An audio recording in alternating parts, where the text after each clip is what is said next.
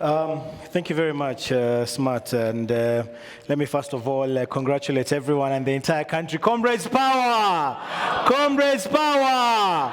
We're doing it, we're changing this country, and moving forward, things will never be the same. So I'll just speak briefly about my experiences on the ground as, a person who has been, visiting families, visiting the sick in hospital.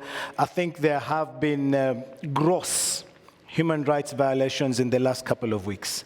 Many families have suffered, continue to suffer.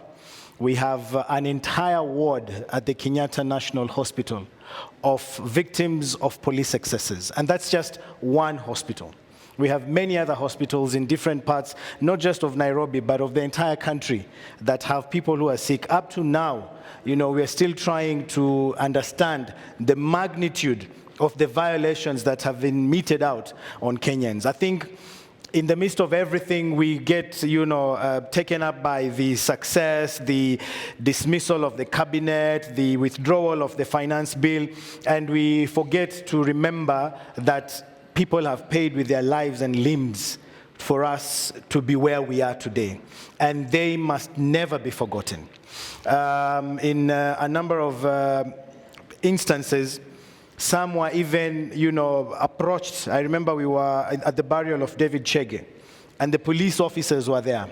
And we had just gone there to drape the coffin with the flag and to give another flag to the family. And the propaganda that was going around was that this is supposed to be for the KDF only, this, the flagging of the coffins and everything. And they were told that if you bury your person with the flag, the government will later come, to exhume and get the flag.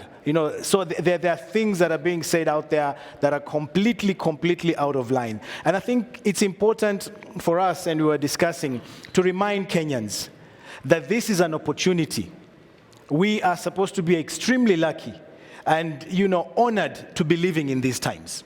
Because no other generation, this moment has never been there. So what we need to do is to continue encouraging each other and pushing each other forward.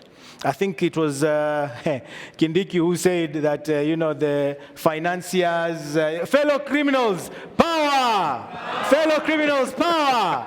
And I remember they were threatening us, I don't know who, the financiers, the organizers, the planners, you will face the consequences. Well, guess what? Hatutishiki, sindio? Nani ameanguka, sini wao ameanguka.